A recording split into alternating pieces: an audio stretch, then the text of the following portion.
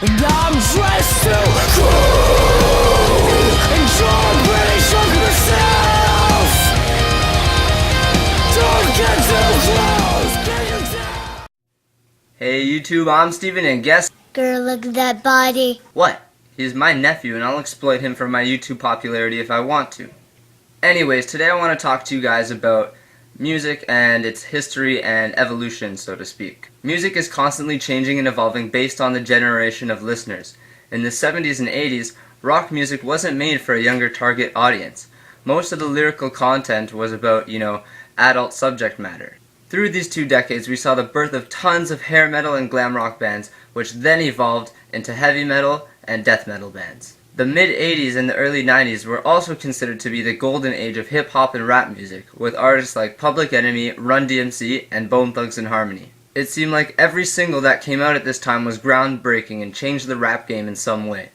Everything about the genre was just so new and original, and that's probably because it was. Lyrics about African American pride and politics seemed to be the main themes at the time, whereas metal bands were singing about doing drugs and screwing groupies.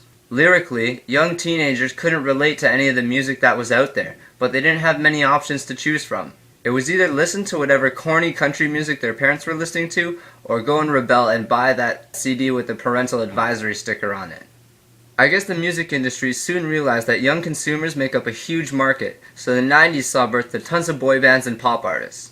This was good news to parents because most of them would rather have their kids listening to artists like 98 Degrees or B44 rather than NWA or Guns N' Roses.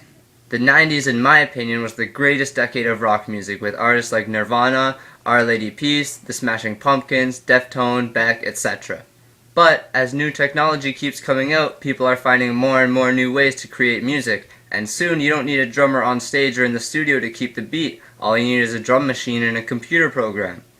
Weird sound effects and vocal filters started being added to music, and the mainstream became filled with pop bands and singers that were marketed more on their appearance and style rather than their music, which ironically was controlled by their producers and managers in the first place. Now, I don't want to say the 2000s gave birth to all these rock subgenres, but they definitely didn't hit a mainstream audience in North America until this time. Genres like indie, pop-punk, emo, alternative rock, nu metal, hardcore, and metalcore all reached a huge amount of popularity in the 2000s. Bands like Franz Ferdinand, The White Stripes, Sum 41, Good Charlotte, My Chemical Romance, The Used, Theory of a Dead Man, Nickelback, Korn, Limp Bizkit, Underoath, Dead and Divine, and the list goes on and on and on.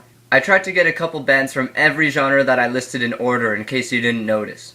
This was all fine and dandy for rock music fans, but the 2000s also saw an explosion in electronically created music. What I mean by that is genres like D&B, electro, and dubstep all saw huge popularity in the 2000s. In addition to rock and dance music, rap also changed drastically. The lyrical content of mainstream hip-hop became so unoriginal and watered down, much like the beats and instrumentals that accompanied it. In my opinion, since 2010, maybe even a bit earlier, mainstream radio music has just been garbage. All the instrumentals I hear on the radio are so bland, I end up focusing on the lyrics instead, which is probably the worst possible decision you could make. Everything you hear on mainstream hip-hop radio is about partying, drinking, clubbing, or having sex, and I don't think I need to go in depth about how shitty that is. Another thing that really pisses me off about this era of music is the hardcore genre, because a lot of bands that have come out in the past 2-3 years sound exactly the same. So the million-dollar question I have that boggles my mind is, what is going to happen next? We already have concerts with one person singing or rapping on stage with no musicians involved. We already have tons of soft rock, alternative rock, and hard rock bands pretty much dishing out the exact same songs as one another. And we already have wizards that set up a computer, press a bunch of knobs and buttons, and create epic robot fighting music. How long will record labels keep signing little pop music whores? How long will hip-hop artists keep rapping about smoking weed, macking hoes, and getting that paper?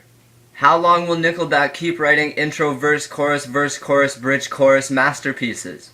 Something has to change. Something has to happen. So I want to know, what is the future of music? What do you think is going to be the next groundbreaking movement? Where can we go with music from here? What can we do that hasn't already been done yet? If I answered these questions, I would probably have a video for each one, so I want to know your opinions. Leave me a comment below letting me know what you think, or if you're really serious about it, upload a video response. I'll be sure to watch every single one or read every comment.